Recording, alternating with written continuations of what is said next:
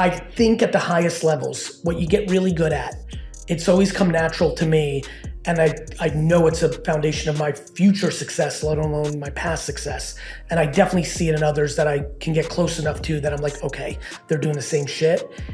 If you focus on the things that are the highest value and you like, not just the highest value and not just what you like, that cross section of highest value and you like, well, then it works. Right. I love selling. Yeah. So if I'm heavily involved in pitching a new business now, big shout out to Kaylin McNamara, who's crushing for me now and helping me scale.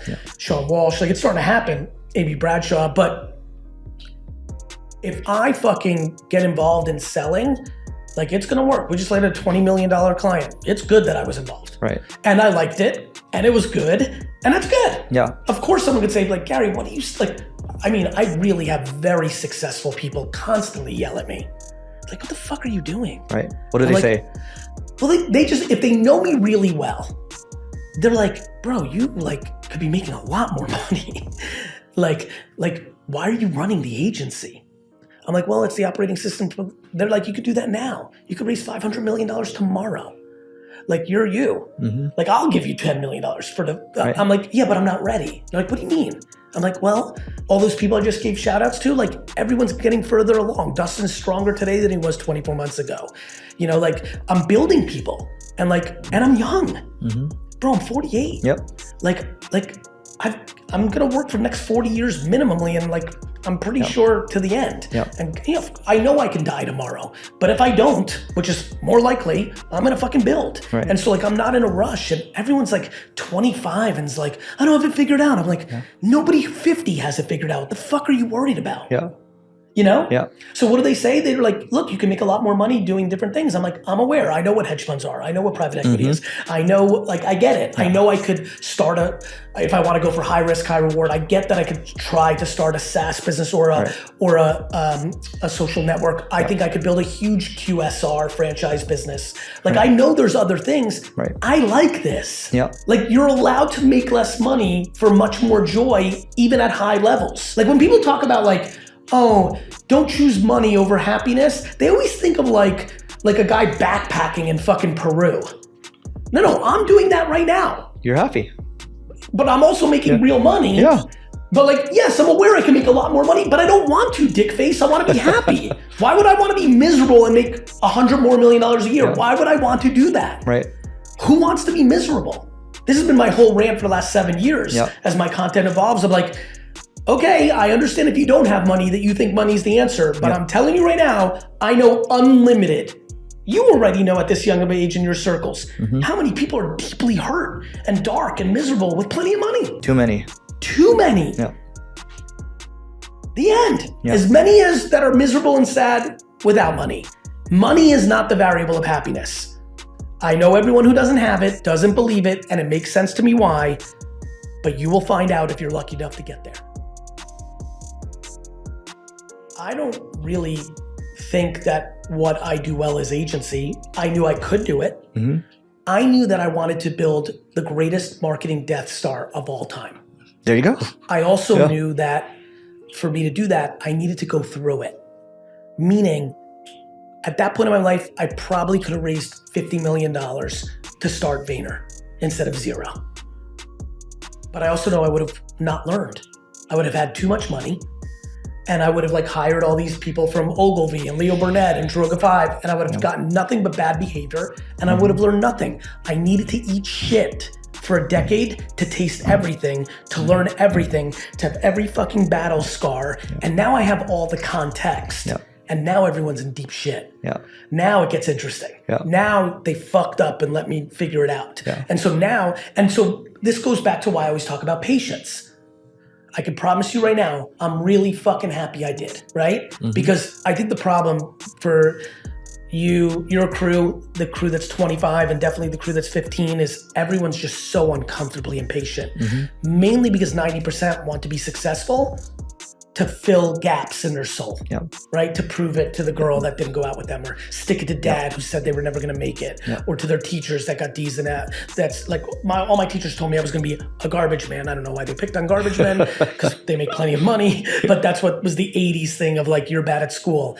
But like, I get why people can build resentment, why people have insecurities, parent dynamics, not being popular in high school. It all makes sense to me. I get it. But it is what fucks people up from maximizing happiness and success. It also sounds like not enough people are willing to eat shit. Everyone wants to win, but not enough people are willing to eat shit. That's because most people are fake entrepreneurs. Entrepreneurs? Yeah. Like, it became cool. You made it cool.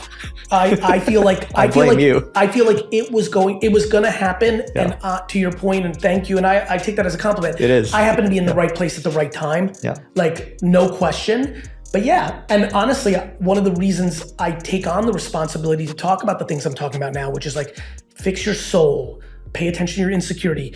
I take on the responsibility that people do think I'm cool, and I'm hoping if I spit real shit, it might help someone. I made a video on my couch in 2007 that said Facebook should worry about Twitter on a flip cam. Remember those? Yep, you flip cam, you stick it into your laptop.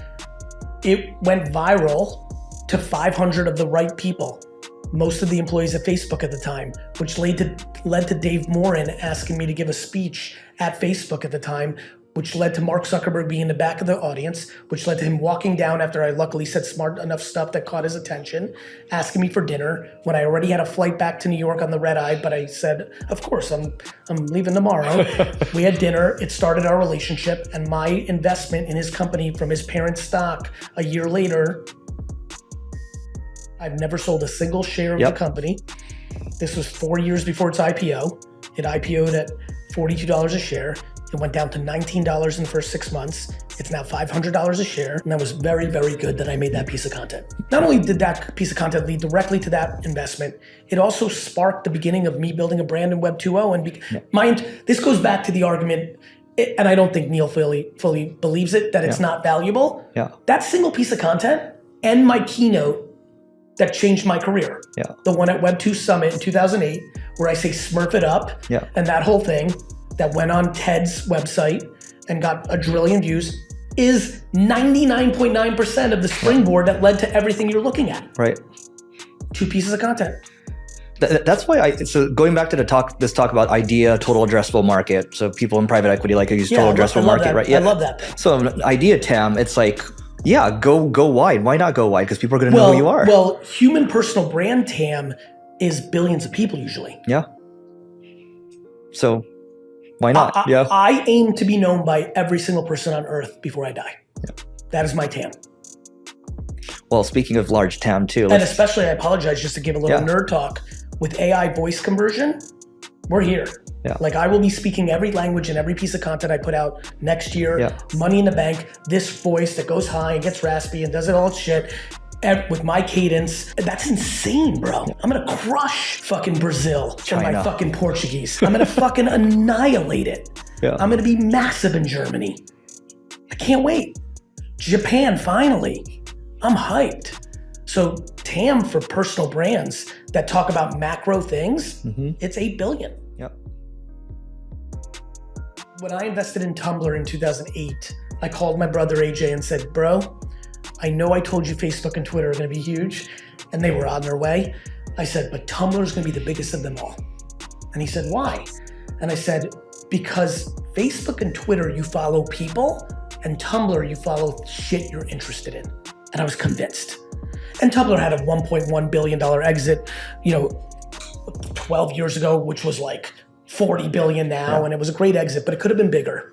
And the reason I was so early on Musical.ly, which later became TikTok, was I saw the first time since Tumblr what I've been looking for, which was if you gave people the things they were interested in constantly, forever, like how life actually works, what you're reading, what you're watching, what you're wearing, it's always mapping you.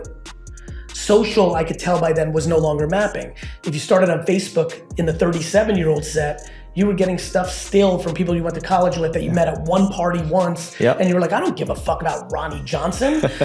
And nobody was, just like email, nobody was like fixing their feed.